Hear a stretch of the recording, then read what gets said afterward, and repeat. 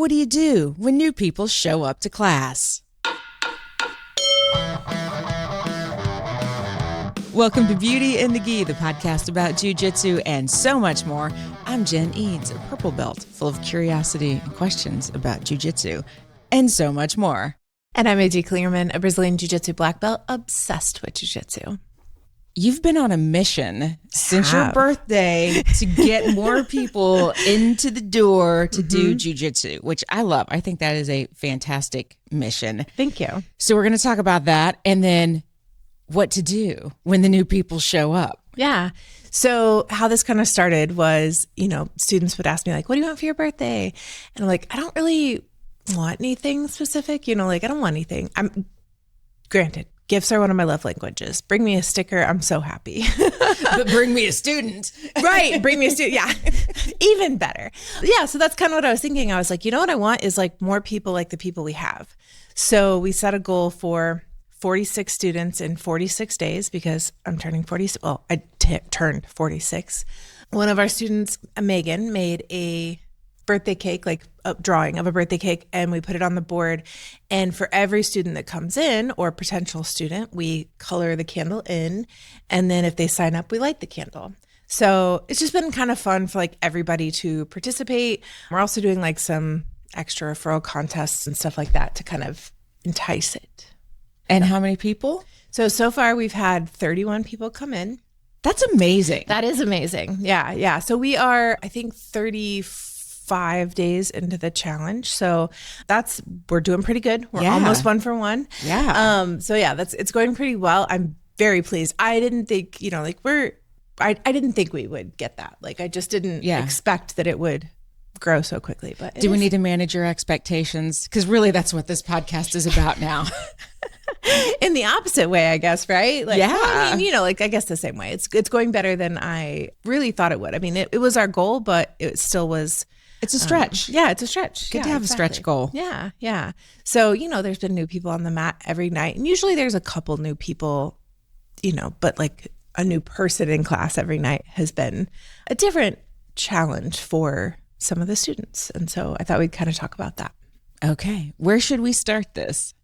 Here's the thing. We've talked many times about like you're going to start jiu-jitsu or start in a new gym, like what to look for, what to expect, like those kind of things. We've done it from the new student's perspective several times, but we've never done it from the current student's perspective and like how to grow that.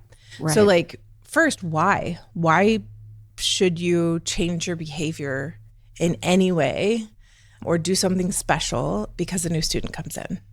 Do you have thoughts on that? Yeah. Like, what do you think? Like, why should you? Well, ultimately, we benefit from having new people come in. That's where I wanted to start. Like, you benefit from it because, like, one, it's the rising tide, right? Like, you want more training partners. Yeah. I think you also want your gym to be successful, right? Like, right. The only way the gym doors stay open is if we're bringing in new students, if we're keeping those students. Right. And some gyms have like sales stuff and things like that help supplement keeping the doors open and the roof over our heads and all of that. So like those are the reasons you want to do these things or don't want to do the don'ts later. Right. But yeah, like introduce yourself. Even as an introvert, maybe like, just say hi, just to... it's basic. Exactly, right? Like introduce yourself, say your name. We do grip fighting at the beginning of most classes. So like maybe you grab the person for grip fighting and kind of teach them a couple things and introduce yourself then, okay? Or like during warm-ups, show them how to warm up. Okay, grab them, show them how to shrimp. It's the weirdest thing you're going to do. So show them how to do it and, make some jokes about how, I'm not saying like you have to do this in order, but, like just make it light. Like, I know this is weird, but I promise it'll help. Other things I had was like, drill with them. Choose them as a drilling partner. If you have like your main drilling partner and you never give that person up, triple with them. Like I think especially if you're doing chokes or something that first night or something really hard. Yeah. Tripling can be really good because they don't have to feel it over and over. You could let them feel it once or twice, but let them do the move more. Mm-hmm. We also do something called the guard game. So once rolling starts, and I think we've talked about this a little bit on the podcast before, but once rolling starts, I sit out with the person first round and I explain, like just watch these couple people. Don't watch the whole room. It gets chaotic. It gets overwhelming. Like just try to watch these two and try to decide, like, does it look like this person has the upper hand? Does it look like this person does? What does it look like this person's trying to do?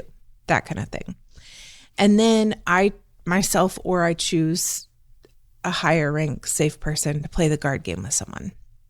And that's basically like the person who knows Jiu Jitsu is going to stay in guard the whole time, open guard, not closed. They don't know how to break guard yet. And as the person on my butt, it's my job to sweep them, but I'll say it's my job to knock you over and your job to check your base. Okay. You try to keep getting up. And then I'll say, it's your job to get it out from around my legs. So get around my legs, come around to my side, or sit on top of me, okay? Every time you come around to the side or get to the top, you win, we'll start over. Every time I knock you over, if you don't fight to get back up, we'll start back over, okay? And that way they don't have to worry about getting smashed, okay? So I'm not sweeping them. I mean, I am, but I'm not like coming up and smashing them. And then I have to get worried. They don't have to worry about getting submitted. Mm-hmm. So it's a really good way to start with the contact of jiu-jitsu without as much fear. Yeah. I also usually tell them they should start like on their knees or, like in that combat position, not on their feet, because the higher they are, the further they have to fall. Mm-hmm. So I think the guard game can be very helpful. It's also great for the person playing guard. Like I love the guard game. I do too. Yeah. Sometimes I have just you guys do it, like without a new person in, because I think it's really, really good for guard retention. And when you're doing it with the brand new person, you don't always have to use your hands. But when you do it with each other, you really have to go like hands on and use all your body parts. And yeah, I love the guard game. I do too. So yeah, I talked really fast, but those are some of my do's. Okay. And I think you're right. Like if you choose to roll with them, maybe don't be so aggressive in your rounds. Mm-hmm. And I don't think we'll save that for the don'ts. Okay. That's a don't. Oh, okay. Yeah. I went negative immediately. Do you have any other thoughts of like what to do? Be friendly. Yeah. Just make them feel welcome and want to come back. And I think just be encouraging. Yeah. I think I have one from the coach's standpoint, and that is know why they came in. Like, what's their why? I have an example for myself. We had a new couple come in, like 20 and 21 years old, very young. Well, very young for me. Right. And that's important because their maturity level was very mature. But what I was teaching that night was baseball bat chokes. Very chaotic. Okay. That is a move where you're giving up position most of the time to get the submission. And afterwards, the guy called me and he was like, I don't know that we want to continue because we're really looking for something more self-defense based. And I was first surprised that he called. But that's very helpful for me, for him to talk through like what the issue was, like why he didn't think they wanted to continue. And had I known that that was what they were in it for, I wouldn't have changed the class. Like I already had the schedule. I'd already promoted it to you guys, baseball bat chokes. We're going to have fun on Tuesday, whatever day it was. But I would have talked more about self-defense in different places, right? Even saying, if this were self-defense, I wouldn't do this. Or, like what guard is. And I usually do that. Like when I'm in guard, if this were a self-defense scenario, the person on their knees thinks they're in charge. I know that I am. From this position, I can break their arm, I can choke them unconscious, or I can flip them over. You can tell I've said it a million times, right? So I usually just sprinkle that in so that they have that frame of reference. And, the guy was talking about it felt very competition based. Well, we're preparing for a competition. So that is a lot of what I'm saying right now is this is your kind of go for broke move. Or I was telling stories about different people hitting it in tournaments. So I was talking a lot of tournament because that's where the mindset of the overall student base is right now. But most people don't walk in the door thinking they want competition. They walk in the door thinking they want self-defense. And the reason I say thinking so strong is because what usually makes people stay is not that thing, right? Right. But had I known that was specifically what they were in for, I would have not changed the course of my class necessarily, but added it in more of what I was saying. That makes sense. Yeah. And then their partner could too. You know, if they're drilling with blue belts, the partner could say, you know, like, I wouldn't do this if I were in a street fight, but if, you know, whatever. So I like that. Yeah. Any other thoughts of dues? Of dues. No, just be a little ray of sunshine. Like me. Yes, exactly. All right. So let's move into some of the don'ts. What did you want to say of like, don't do this with a new person? Don't overwhelm them with do this, don't do that, do this, don't do that. I feel like I still get overwhelmed sometimes.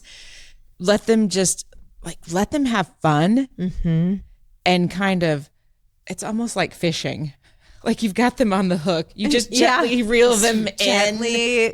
Gently reel them in so that they want to come, like give them a reason to want to come back. Yeah. And sometimes I think it's, and as I've switched back to dues, but like just giving them like a little win or some encouragement when they do something really well. Like, oh, that was great. Yep. Yeah. When I'm playing the guard game with them, I'm not maintaining my guard the whole time. I'm a black belt. I can, I can. I want to make it difficult for them. I want them to be like, oh my gosh, this is so much harder than I thought. Yeah. But I'm going to like kind of take them through. Okay, you can go over, under, or around. Like choose one of those. And then I kind of walk them through. I'm like, good job. And then I say, my job is to make it harder and harder for you. Yeah. Right. So each time it's going to get a little bit harder. But every time they pass my guard, I'm like, yeah, that was perfect. Good job. Because if they're doing the correctest things, I'm going to let them have it. Right. Yeah. Yeah. Yeah. You might have to help them manage their expectations a little bit. Yeah. Yeah. But yeah, I think just don't be like, you got to do this and you got to do that. Because it's so easy to get overwhelmed and just be like, oh, that's a lot. I don't remember who they are, but somebody says like you should never correct someone 3 times or more than 3 times, right? So like if you have something wrong, if you're like your hands are backwards or whatever, like correct them a time or 2, but just move on. Let it happen. They're never going to remember what they learned the first day. They might remember the name of it, but they're not going to remember all the details anyway. Like you can correct them a couple times, but after that, just let them go. So long as they're not hurting anyone, let them go. Yeah. Good call. Yeah. What else do we not do? Okay. We don't. I feel like you've got a list over there. I do. I have murder them, which goes along with the, not being too aggressive. Yeah. Even just in like grip fighting, right? Like making sure that you're not throwing them around or like pulling super hard, like just ease through it, think about like, okay, you get your grip. Think about it like a flow roll with somebody who doesn't know anything about jiu-jitsu. Yeah. That's a really good way to frame that. Yeah. Obviously don't ignore them, right? Like you never want somebody to come in and feel like they're a burden or like they don't belong. You want to at least smile at them. If you're an introvert, just maybe a smile, maybe a head nod. Like I'm not trying to push you too far, but like don't ignore them. Make them feel comfortable in some way. Don't tell them horror stories.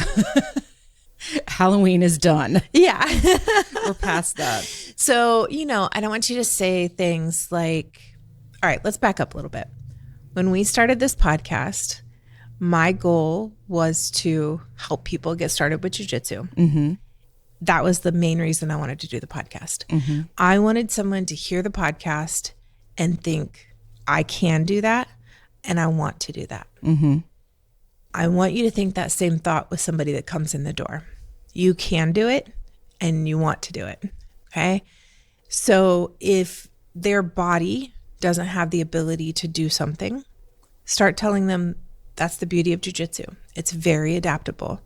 If you come in and you're like, oh, I'm concerned about my neck, I'm going to tell you the story about Rai, who never got choked because they had a bad neck. They came in with a bad neck. So none of us choked Rai. If we were drilling, we'd all triple up and never choke them. Okay. So I'm going to say that jiu-jitsu is very adaptable. You'll be able to do what you're comfortable with. I just always thought I got stuck in Rice Spider Guard. And I just never did. Never got the chance to. Never got the chance.